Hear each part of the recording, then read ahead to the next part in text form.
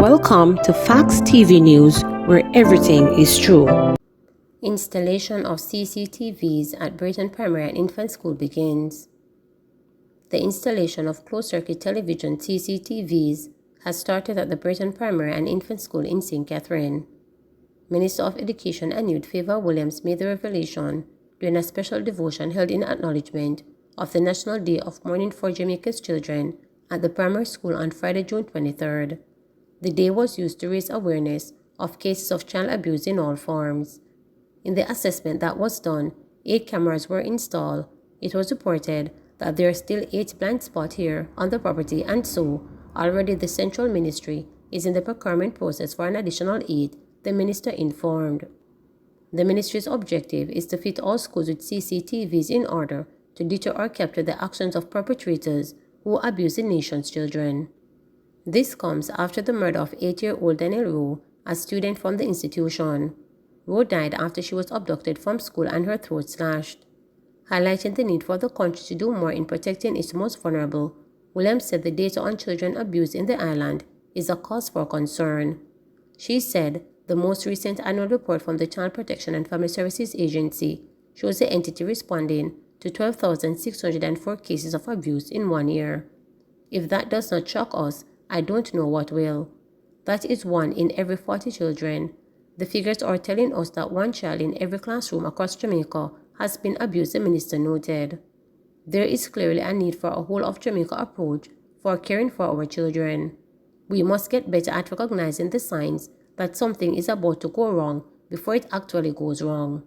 PM says if government could pay public sector workers more, it would. Prime Minister Andrew Holness says if the government could pay public sector workers more, it would. He was speaking at the Jamaica Labour Party's Southeast Kernan Constituency Conference on Sunday. His statements follow public outcry about the massive salary hike granted to members of the political directorate in comparison to the increases granted to public sector workers under the reconstructed compensation review. Mr. Holness, who declined his salary increase following public criticism, acknowledged that the increase for public sector workers could be higher. He said if they could be paid more, he would allow it. Meantime, the Prime Minister also expressed that sometimes he feels like giving back his current salary. I am not standing here saying that what you get as an increase is what you deserve, and that's the only thing. My view is that if I can pay the teachers more, I would pay them more. If I could pay the policemen more, I would pay them more. If I could pay the nurses more, I would pay them more. If I could pay the civil servants more, I would pay them more. I am the one that in 2008, as Minister of Education, when the teachers were promised that their pay should have been increased to 80% of market almost 5 years before, and it wasn't done, I am the one who went into cabinet under the leadership of Bruce Golding at the time and gave the teachers 80% of market. Who is the highest paid political person in this country? Think about it. There are 2 persons that share the same salary. It's not me. My salary is about 8.8 million Jamaican dollars. Little bit of money. I hear man talk all kind of lie about 20 million and 28 million. Lie! Me not take no salary increase. So my salary is what it was before. And I tell you something, I feel like just get back to. Because me's a proud man, you know. Me not like people tell lie for me. Me feel like just get back to. The highest paid political man in Jamaica is the leader of the opposition. Prime Minister Andrew Holness went on to maintain that the lives of many Jamaicans, including public sector workers, have vastly improved since the government's compensation restructuring system. He said with public sector workers getting more, they are now able to do more for themselves and their families. Everybody is getting at least 20% more than what they used to get. Significant. So the entire public sector will see meaningful and appreciable improvement in their compensation. And that is something that has never been done before in the history of our country.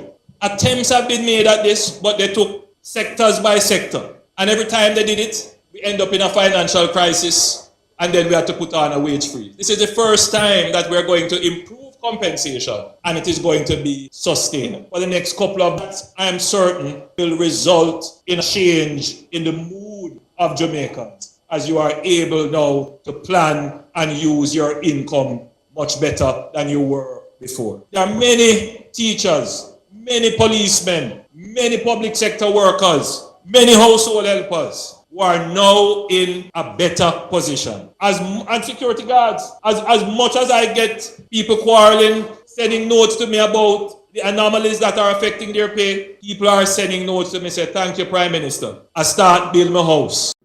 DPP says all agencies that operate under the Constitution should uphold integrity and be transparent. All agencies that operate under the Constitution should uphold integrity and be transparent.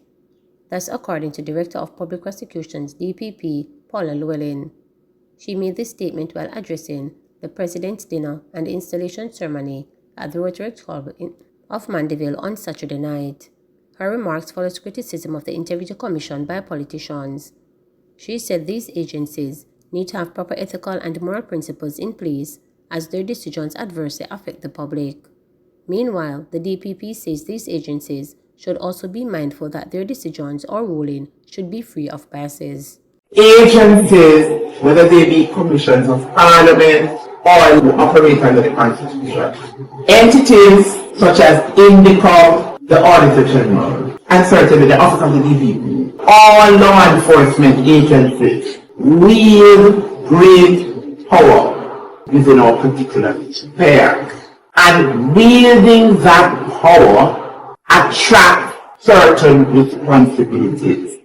If you are to maintain your credibility and that trust between yourself and the public that you serve, that you have no problem with being transparent and you have no problem in explaining, even if the public, the court of public opinion, may not agree, but you are prepared to be out there, step up to the plate. And I say to all entities that serve the public, that have to make decisions that can adversely affect the reputation or the liberty of a citizen, that one must be wary of making utterances or operating in a way that may unwittingly give elements of the public the perception that there may be an unconscious bias. Falmouth Mayor says shelters ready for hurricane season. Mayor of Falmouth and Chairman of the Trelawney Municipal Corporation, Councillor June Gajo, say shelters have been identified and prepared across the parish in the eventuality of any disaster during the hurricane season. We have our disaster coordinator on the ground, making sure that shelters are identified and well prepared. We're also ensuring that we have shelter managers who are well trained and all of that, Gajo stated. He also revealed that councillors in the 9 divisions, with assistance from the members of parliament, are making sure that the drains are cleaned. The councillors are doing their preparatory work of making sure that the drains are in order.